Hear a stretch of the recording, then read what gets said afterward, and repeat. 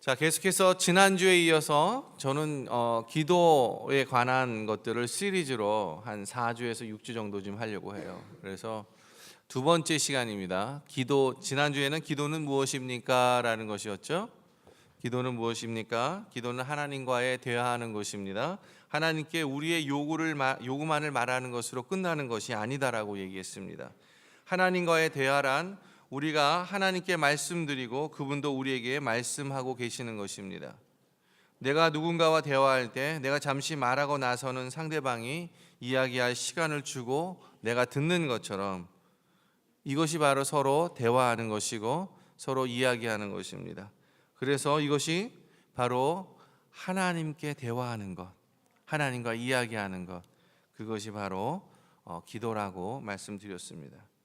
우리가 이렇게 할 수 있는 것, 이렇게 우리가 하나님과 대화를 할 수 있는 이유는 바로 하나님께서 우리가 하나님의 형상대로 지어졌다는 것입니다. 그래서 하나님의 형상대로 지어졌기 때문에 하나님을 느낄 수 있고 들을 수 있는 그러한 하나님의 부분들이 우리 가운데 있다는 것이. 그래서 우리가 하나님과 대화할 수 있다라고 말씀드렸어요. 그렇다면 왜 우리는 기도를 해야 할까요? 왜 기도를 해야 할까요? 오늘 본문에서 읽어보니까 너희는 여호와를 만날 만한 때에 찾으라, 가까이 계실 때에 그를 부르라, 이렇게 얘기합니다. 그러면서 마지막 절에 이는 내 생각이 너희의 생각과 다르며 내 길은 너희의 길과 다름이니라, 여호와의 말씀이니라, 이렇게 표현하고 계세요. 여러분, 이 말씀을 들으면서 이 말씀이요, 우리가 왜 하나님께 기도해야 되는가? 그것은요, 하나님께서 우리에게 기도하라고 말씀하셨기 때문이에요. 그래서 기도해야 되는 거예요. 이것은 내가 어떤 선택을 할 수 있는 선택 사양의 것들이 아닙니다. 이것은 명령으로 되어 있어요. Seek the Lord while he may be found. 정말 찾을 수 있을 때, 그럴 때 주님을 찾으라고요. Call upon him. 주님을 부르라고요. While he is near. 하나님이 가까이 있다고 느낄 때에 그를 부르라고요. 이거는 명령으로 되어 있는 거예요. 우리가 하나님께 기도하는 것은 하나님이 우리에게 그렇게 명령하셨기 때문에 기도해야 하는 것입니다. 그리고 또 하나 이렇게 하는 이유가요, 오늘 말씀에서 보면 이는 내 생각이 너희의 생각과 다르며 내 길은 너희의 길과 다름이니라, 여호와의 말씀이니라. 우리가 함께 기도할 때요, 어떤 면에서 보면 우리가 열심히 기도 제목을 가지고 우리의 간구를 합니다. 근데 그 간구를 할 때마다 우리의 간구대로 그 기도가 응답이 되는 경우도 있지만 대부분의 경우는 우리가 생각했던 대로 응답하는 경우가 그렇게 많지 않아요. 왜 그렇습니까? 오늘 말씀 그대로예요. 내 생각이 너희의 생각과 다르다고요. 내 길은 너희의 길과 다르다고요. 다르기 때문에 그래서 기도하라고 하시는 거예요. 하나님의 생각과 우리의 생각이 다르기 때문에, 하나님의 길과 우리의 길이 다르기 때문에 그래서 기도하라고 하시는 거예요. 그 길을 찾아가는 그 과정, 그것이 바로 기도인 것입니다.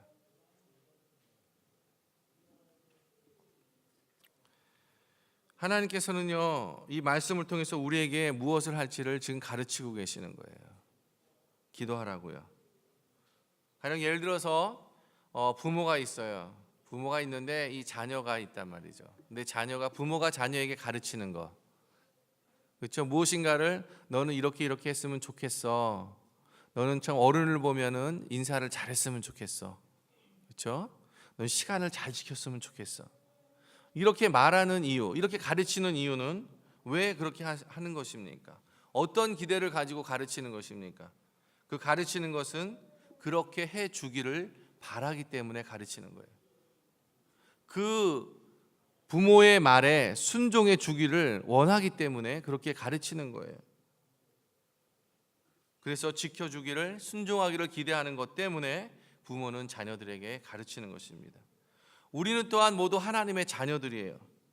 하나님은 우리를 사랑하고 가르치길 원하십니다. 우리가 기도해야 한다고 말씀하세요. 그리고 기도하라고 명령하십니다. 골로새서 4장 2절에 보니까 이렇게 말씀하세요. 기도를 계속하고 기도에 감사함으로 깨어 있으라. 기도를 계속하고 기도에 감사함으로 깨어 있으라. 여러분, 기도를 계속하라고 이렇게 말하고 있어요. 꾸준히 쉼 없이 계속하라고 그렇게 말하고 있지만 이것을 다른 의미로 보면 이렇게 표현되어 있어요.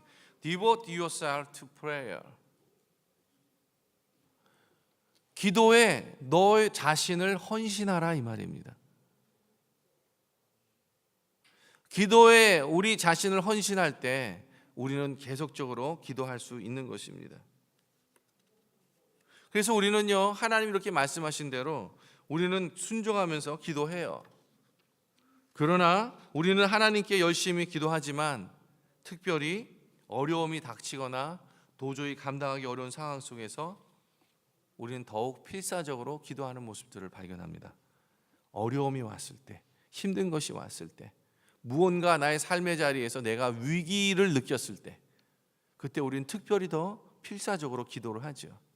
그렇지 않습니까? 왜냐하면 기도 외에는 다른 어떤 것들을 기대할 수 없어요. 그럴 때 우리는 하나님 기도합니다. 그리고 우리가 바라고 소망하는 기도의 제목들을 들어주심으로 인해서 하나님께서 응답해 주시지요.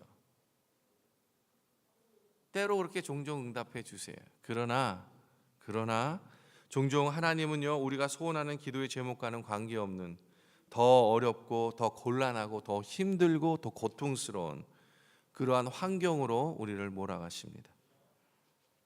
그러한 응답을 받을 때도 있어요. 우리가 전혀 생각하지 않았던 정말 이렇게 되면 안 되는데 라고 생각했던 그 어려운 상황들이 우리에게 오히려 더 기도하는데, 필사적으로 기도하는데 하나님의 응답이 그렇게 올 때가 있다는 것이에요. 오히려 그런 때가 더 많은 것 같아요. 근데 그게 왜 이렇게 우리들의 마음을 아프게 합니까?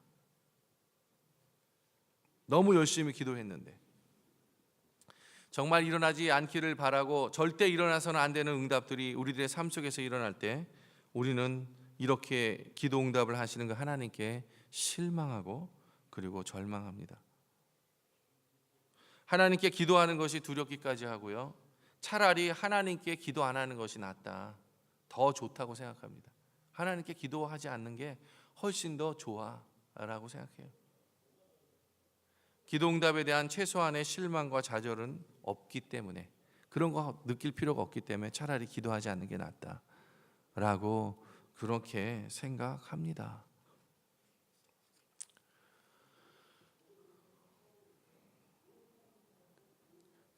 여기에 두 가정이 있습니다. 한 가정은요, 백혈병에 걸린 3살 난 그 여자아이를 가진 장로님 가정이 있어요. 이 장로님 가정에 이 딸아이가 3살 났는데 바로 백혈병에 걸렸어요. 이 장로님 가정은 대대로 믿는 집안의 가정입니다. 믿음이 정말 충실해요, 하나님 옆에. 그리고 믿음이 굉장히 성숙하고 믿음이 참 좋으신 분이에요. 그런데 이 자녀 중에 딸아이가, 3살 난 딸아이가 백혈병에 걸렸어요. 그래서 이 장로님은요, 이 장로님과 가족들은요, 작정을 하고 주님 앞에 필사적으로 기도합니다. 필사적으로 기도하는데, 그러면서 교회에다 알리고 교회에다 같이 중보기도를 부탁하고 계속해서 필사적으로 기도합니다. 그런데 현대의학으로는 이 아이는 가망이 없다라고 얘기해요. 이 아이가 살았을까요? 죽었을까요? 네, 아무도 모르죠. 그렇죠? 이 아이는 살았습니다. 장로님이 하시는 그 기도에, 그 전체가 하는 그 기도에 하나님 응답하셨어요. 그래서 이 아이가 살았습니다. 그런데 또 다른 한 가정이 있습니다. 이 가정은 목사님 가정이에요. 목회자 가정이에요. 대대로 믿음의 가정입니다.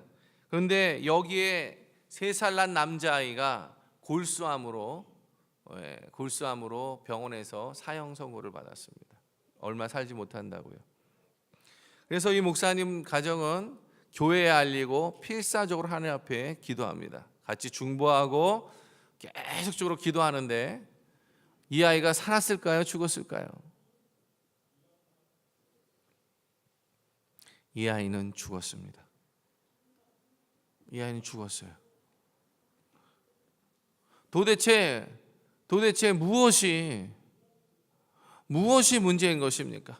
무엇이 이 차이를 만들어낸 것입니까? 장로님은 하나님의 뜻에 맞게 믿음이 더 목사님 가정보다 충만해서 그래서 하나님이 그 기도의 제목을 들어주신 것입니까? 아니면 목사님의 가정이 기도를 잘못해서 믿음이 없이 기도를 했기 때문에 그렇게 해서 하나님께서 이 아이를 살려주지 않은 것입니까? 무엇입니까 도대체 이유가? 저는 그러한 이유라고 생각하지는 않습니다. 둘 다 절실하게 필사적으로 믿음을 가지고 기도했죠. 두 가정 다. 그러나 하나님은 어떤 장로님의 가정은 들어주시고 목사님의 가정은 들어주지 않으셨어요. 왜요? 그것이 하나님의 뜻이기 때문에 그렇습니다.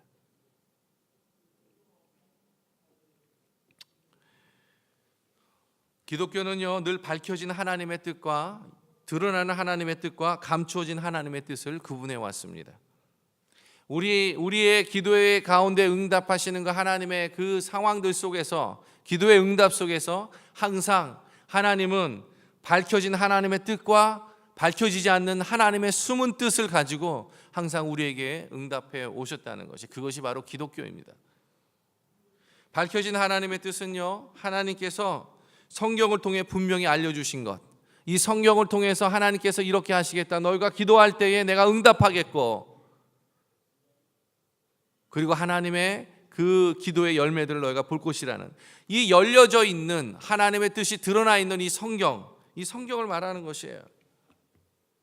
그래서 하나님께서는 주도권을 가지고 하나님의 뜻을 먼저 우리에게 알려주시는 것입니다. 그 하나님의 뜻을 이해하기는 어렵지 않아요. 그렇죠? 성경을 읽으면서 기도하면서 깨달으면 되니까 그렇게 어렵지 않아요. 그래서 하나님 말씀은 분명합니다. 존 칼빈은 이런 얘기를 했어요. 능력 있는 기도를 하려면 먼저 하나님이 어떤 분이며 어떤 계획을 하셨는지 알아야 한다. 그렇게 얘기해요. 우리도 성경을 공부하면서요, 말씀을 읽으면서, 그 말씀을 묵상하면서 하나님을 알아야 돼요. 하나님이 어떤 분인지. 그럴 때 하나님의 뜻대로 기도할 수 있는 것입니다. 그렇지 않으면 우리는 무지한 가운데, 아무것도 모르는 가운데 기도하게 돼요. 하나님 안에서 구하고, 기도 속에서 하나님을 구하고, 하나님 안에서 우리가 배운 대로 행하는 것은 우리에게 맡겨진 우리가 해야 할 일이다. 그렇게 말하고 있어요. 그런데 한 가지, 하나님의 뜻을 알고요, 하나님의 뜻대로 기도하고 싶어 하는 것과 실제로 그 뜻을 어떻게 알게 되는지는 서로 별개의 문제다, 이 말이에요. 우리가 성경을 통해서 하나님의 뜻을 알고 하나님의 뜻에 따른 기도를 하는 것은 우리가 쉽게 깨달을 수 있지만, 그러나 그 기도의 응답이 되어지고 또 그 기도의 응답을 우리가 경험하게 되는 것은 별개의 것이다라는 거예요. 하나님의 밝혀진 뜻은 성경을 통해서 우리가 분명히 알 수 있다라고 얘기했어요. 그러나 하나님의 뜻에는요, 또 다른 차원이 있는 것입니다. 하나님의 뜻이 밝혀져 있지 않다는 것이 하나님의 뜻이, 즉 감추어져 있는 것이, 감추어져 있는 것. 성경을 통해 알 수 있는 하나님의 밝혀진 뜻과 그런 것과는 다르게 하나님의 감추어진 뜻은 헤아릴 수 없고 불가사의합니다. 그런데 우리가 알 수가 없어요. 그런데 어느 마지막 순간을 향해서 하나님의 영광을 위하여 어느 순간에 이것이 드러납니다. 이것이 하나님의 섭리에 둘러싸고 있는 바로 우리의 기도에 대한, 어쩔 때 종종 우리가 알 수 없는 하나님의 응답에 대한 하나님의 숨겨진 뜻이 담겨져 있다는 것이에요. 이 세상은요, 선하신 하나님께서 원하시는 것과 상반된 것, 그렇게 보이는 일들이 너무나 많아요. 너무 많이 일어나요. 오할레스비라는 사람이 이런 말을 했어요. 하나님의 특성 중 하나님이 헤아릴 수 없는 특성보다 사람을 더 쉽게 걸려 넘어지게 하는 것도 없다. 무슨 말입니까? 우리가 하나님에 대해서, 성경에 대해서 배우고 있는데, 그 말씀을 이해하고 있는데 나의 기도의 응답을 통해서 하나님이 응답하시는 걸 보면, 그러면 오히려 더 그것이 나의 믿음을 어렵게 한다, 이 말이에요. 그런 말입니다. 참 이상하죠? 응답하시는 하나님이신데. 여러분, 어쩌면 우리가 생각하지도 않았던, 그리고 결코 일어나면 안 되고 우리를 너무 힘들게 하는 하나님에 대한 기도의 응답이, 어쩌면 그것이 하나님의 숨어있는 뜻을 우리 가운데 진행시키고자 하는 하나님의 응답인지도 모릅니다. 우리가 좀 알아보기를 원하는데, 자, 요셉을 한번 보세요. 요셉이 참 하나님의 축복 가운데 태어났습니다. 그렇죠? 그 아버지의 독점적인 사랑을 받았죠. 그 독점적인 사랑을 받으면서, 물론 요셉의 삶을 보면요, 굉장히 파란만장한 삶을 살아갑니다. 그러나 나중은 분명히 좋은 결말로 끝났어요. 참 좋은 결말로 끝났습니다. 그런데 요셉에게 일어난, 이 삶 속에서 요셉에게 일어난 그 일들을 보면요, 하나님과는 전혀 상반되는 듯한 그러한 일들이 많이 일어나는 것들을 봐요. 그렇죠? 요셉을 시기한 형들은요, 요셉을 어떻게 합니까? 노예로 팔아버려요. 또 보디발의 아내가 뒤집어 씌운 그 죄 때문에 아무 죄 없이 이 요셉은요, 수년 동안 감옥소에 가서 감옥의 생활을 합니다. 그렇죠? 어떻게 보면은요, 누가 그런 불행, 그렇죠? 그런 불행과 불의를 하나님의 뜻이라고 누가 말할 수 있겠어요? 그렇게 어려움을 당하고 말도 안 되는 이 일들 당하는 것, 요셉에게 있어서는 그것은요, 굉장히 슬픈 일이고 비극적인 일입니다. 그런데 그것을 향해서 누가 하나님의 뜻이라고, 그게 하나님의 숨겨진 뜻이 그 안에 있는 거야 라고 말할 수 있겠습니까? 그런데 우리는 알아요. 무엇을 합니까? 거기에 하나님의 뜻이 있었다라는 것을 압니다. 이제는. 왜? 성경을 통해서 보니까는요.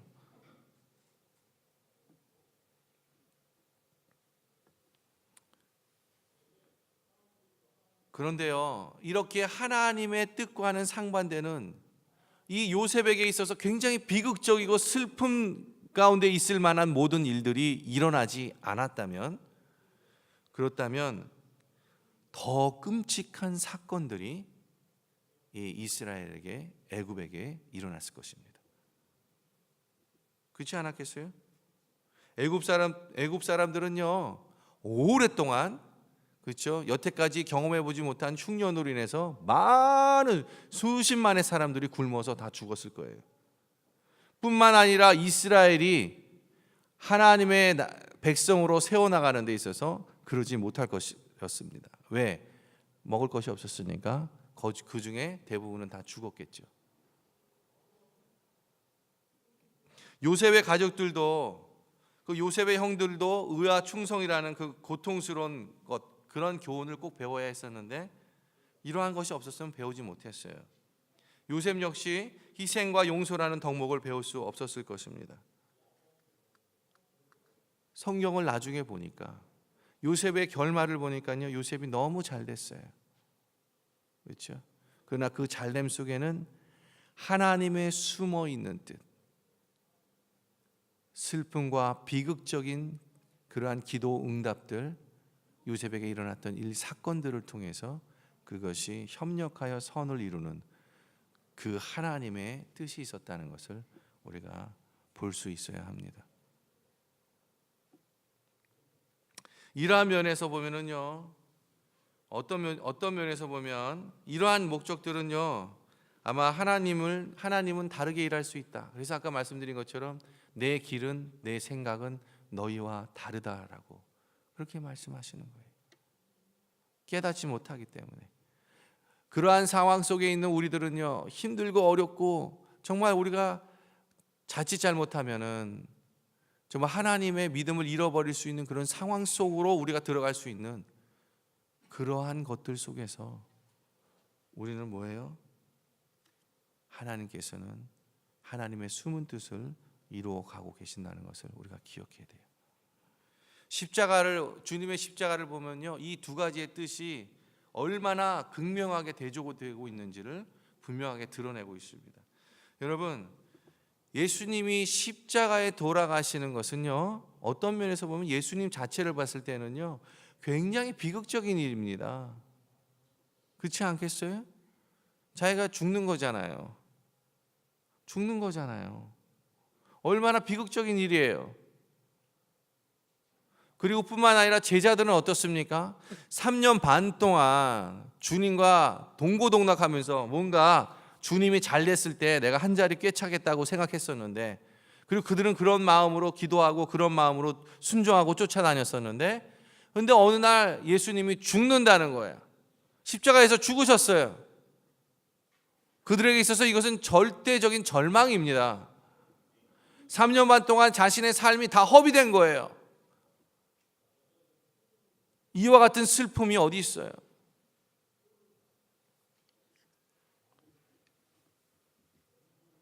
그리고 예수님이 십자가에 죽으시고 모든 사람들이 다 예수님을 떠났습니다.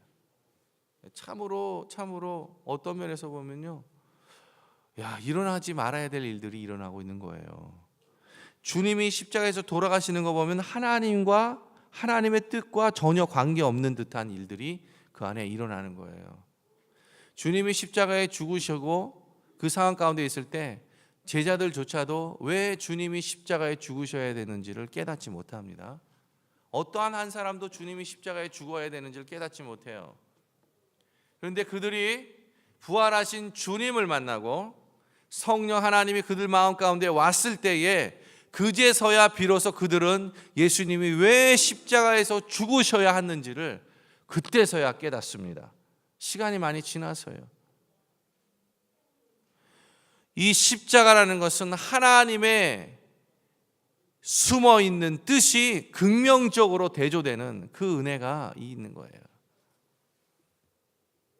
누가 예수님이 십자가의 죽음으로 인해서 모든 인류를 구원할 수 있는 그 구원의 길을 열어놨다라고 누가 그렇게 이해하고 있었습니까? 아무도 이해하지 않았습니다.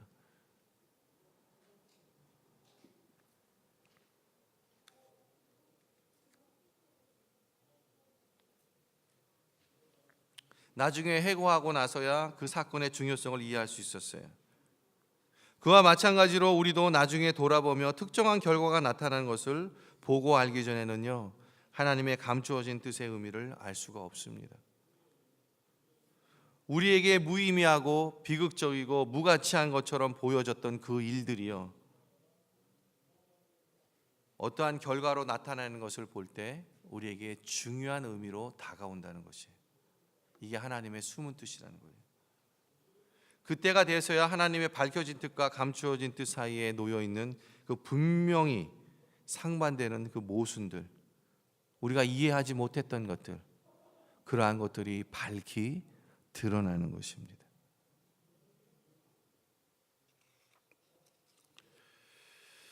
여러분, 우리가 하나님의 이 감추어진 뜻, 혹시 여러분이 기도하고 계십니까? 여러분이 열심히 기도하고 계세요? 무엇을 위해서 무언가를 열심히 기도하고 계세요? 그리고 하나님 앞에 그것을 바라면서 기도하고 계십니까? 그러한 기도의 제목이 있다면 이 하나님 뜻 앞에서, 그리고 현실은 점점 여러분의 기도와는 관계없이 그 응답들이 너무 힘들게 들어오고 있다면, 이러한 하나님의 감춰진 뜻이 분명히 있는데 이 하나님의 감춰주신 뜻 가운데서 우리가 어떻게 기도해야 하는가라는 것입니다. 어떻게 기도해야 할 것인가? 하나님의 이 감춰진 뜻, 나의 기도 제목과는 다르게 계속해서 응답 오는 이 정말 힘들게 만드는 이 기도의 응답에 대해서 나는 어떻게 그 앞에서 기도할 것인가라는 거예요. 여러분, 예수님이 이것에 대해서 아주 기가 막힌 기도를 하십니다. 예수님은요, 항상 기도하셨어요. 하나님의 뜻에 순종하고 하나님의 뜻을 따라 기도하기를 늘 하셨습니다. 그러나 십자가의 죽음 앞에 둔 겟세마네 동산에서 예수님의 기도는 전혀 다른 모습을 보입니다. 예수님의 평생에 처음으로 하나님의 뜻과 자신의 뜻이 다른 것을 발견해요. 예수님이 삶을 살면서 처음으로 자신의 뜻과 하나님의 뜻이 충돌된다는 것을 처음으로 발견한 그곳이 바로 겟세마네 동산입니다. 그 말씀이 이렇게 되어 있어요. 이에 말씀하시되 내 마음이 매우 고민하여 죽게 되었으니 너희는 여기 머물라 나와 함께 깨어 있으라 하시고 조금 나아가사 얼굴을 땅에 대시고 엎드려 기도하여 이르시되 내 아버지여 만일 할만하시거든 이 잔을 내게서 지나가게 하옵소서.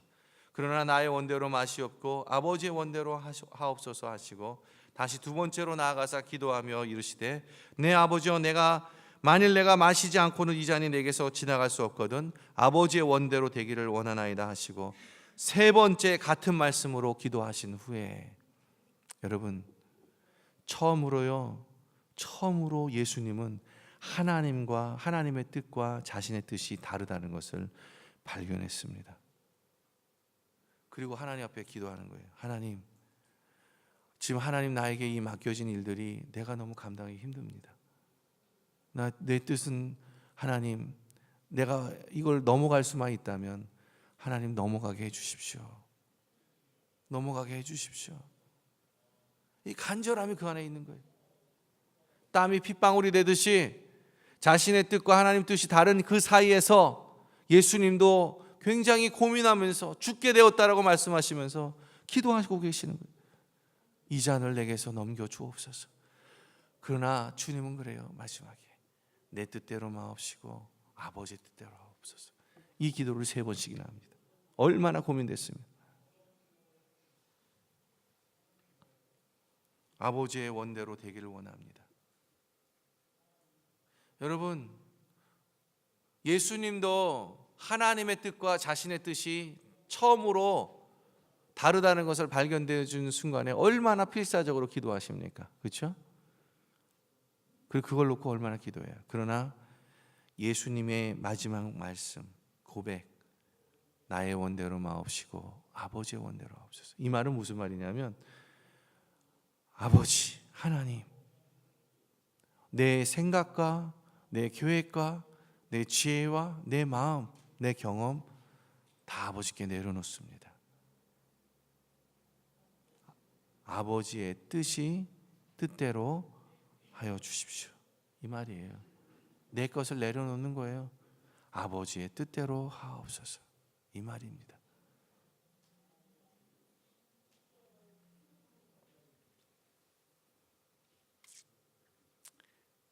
어쩌면 우리가 비즈니스 문제를 위해서, 비즈니스 계약을 잘 따기 위해서, 또 비즈니스를 무엇을 시작해야 할지, 또 그러한 것을 어떻게 우리가 운영해야 할지 참 고민스러운 가운데에 기도하시는 분들이 있으리라 믿습니다. 그런데 잘 길이 안 보여요. 길이 안 열려요. 그리고 점점 비즈니스 안에서 관계의 문제들이 어려워집니다. 직업이 자꾸 됐으면 좋겠는데 직업도 잘 안 돼요. 계속해서 내가 면접 보고 다 하지만 계속 안 돼요. 계속 안 되는 것입니다. 그러나 여러분, 여기에 하나님의 숨은 뜻이 있다는 것을 분명히 아셔야 됩니다. 하나님의 분명한 숨은 뜻이 있다는 것을 여러분 아셔야 돼요. 여러분, 비자의 문제로 얼마나 고민하고 계십니까? 참 안타깝습니다. 저도 어쩔 때는 참 마음이 너무 아파요. 정말 노력하고 기도하는데 안 돼요. 잘 계속적으로. 하나님 정말 원망스럽습니다. 어떻게 이렇게 하실 수 있지? 그런데 여기에 하나님의 숨은 뜻이 있습니다. 반드시. 뿐만 아니라 자녀의 문제, 또 부부간에 사는 문제들로 인해서 여러 가지 어려움을 겪고 있는 분들이 있으리라 믿습니다. 여기에 하나님의 숨은 뜻이 있어요. 먼저 하나님께 내려놓고 아버지의 뜻대로 하옵소서. 저의 계획과 저의 생각과 그거 다 내려놓고 하나님의 말씀 따라 살아가겠습니다. 이러한 마음의 태도도 돼야 되지만 분명한 것은 하나님이 그 숨은 뜻 가운데 주시는 것들은 이것입니다. 하나님과의 나와의 관계성, 하나님과 나와의 관계, 믿음, 신뢰 뿐만 아니라 나와의 다른 사람과의 하나님에 대한 신뢰의 문제들, 이 문제가 먼저 해결돼야 될 것입니다. 대부분은 이것 때문에 하나님께서 가르치시는 거예요. 그걸 통해서 이 부분이 해결되지 않으면 이 부분이 먼저 해결돼야 되는데 우리는 다른 것으로 그것을 요구하고 있는 겁니다. 안 열려요. 그거는 하나님 절대 응답하지 않습니다.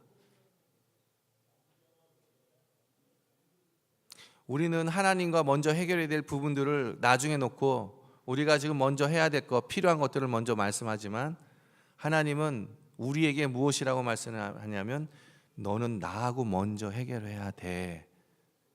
그래서 이 응답을요, 우리가 그렇게 하나님을 찾을 수밖에 없는 상황으로 계속적으로 몰아가세요. 그런데 우리는 계속 저항하죠.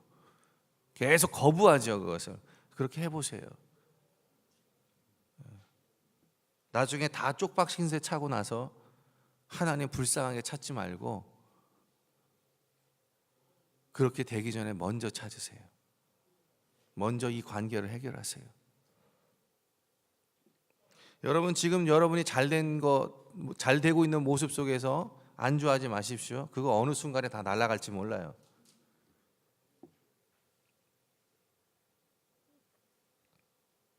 중요한 것은 하나님과 나와의 관계성, 그리고 하나님과 하나님 사람 사이의 관계성, 이것이 하나님이 먼저 요구하시는 거예요.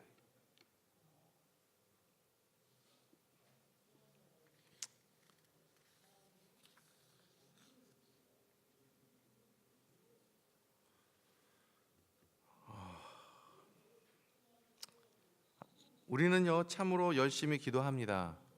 그리고 그렇게 열심히 기도하는데 모든 기도가 다 응답되는 것은 아니죠. 그러나 끈덕지게 기도하게 해야 할 것입니다. 그렇지만 그렇게 끈덕지게 기도한다 할지라도 결혼 생활은 깨지고요, 자녀들은 제멋대로 행동하고 이웃들은 그리스도를 거부하고 학교 수업이 중단되기도 하고 교회가 갈라지고 알코올 중독 치료자는 치료를 받다가 다시 술 마시고 참으로 우리의 기대감과 기도하는 모든 부분들에 있어서 무너지는 것들을 많이 봅니다.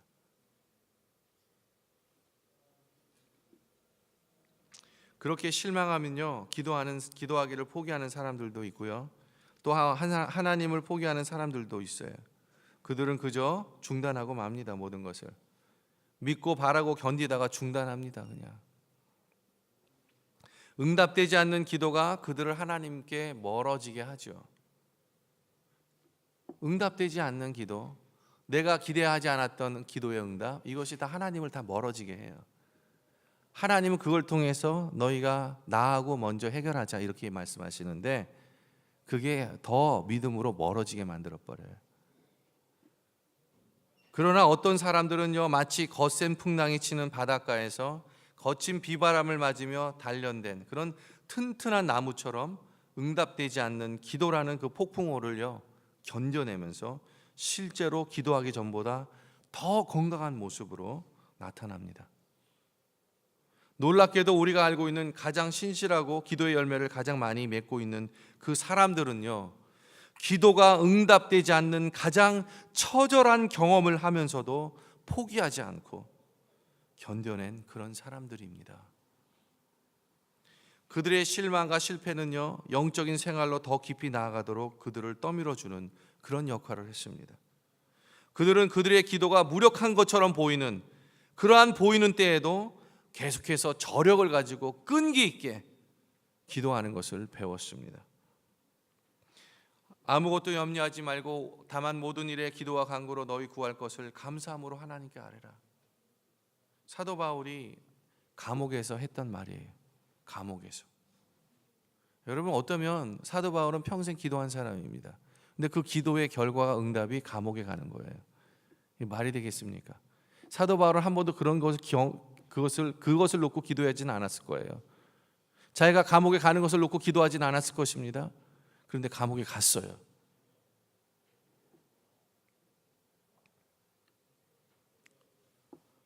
그리하면 모든 지각에 뛰어난 하나님의 평강이 그리스도 예수 안에서 너희 마음과 생각을 지키시리라. 사도 바울이 한 놀라운 고백이 있어요. 그게 뭐냐면 내가 궁핍함으로 말하는 것이 아니라 어떠한 형편이든지 나는 자족하기를 배웠노니 나는 비천에 처할 줄도 알고 풍부에 처할 줄도 알아. 모든 일 곧 배부름과 배고픔과 풍부와 궁핍에도 처할 줄 아는 일체의 비결을 배웠노라. 내게 능력 주시는 자 안에서 내가 모든 것을 할 수 있느니라. 여러분, 사도 바울이 배운 것은 감옥에 가지 않는 것이 아니에요. 돌팔매를 맞는 것이 아니에요. 채찍에 맞는 것이 아니에요. 그게 그 사람의 기도의 제목이 아닙니다. 그 사람의 기도의 제목은 어떻게 하나님과 함께 살아가는지를, 그 일체의 비결을 배우는 것입니다. 무엇을 통해서요? 하나님의 숨겨져 있는 응답을 통해서.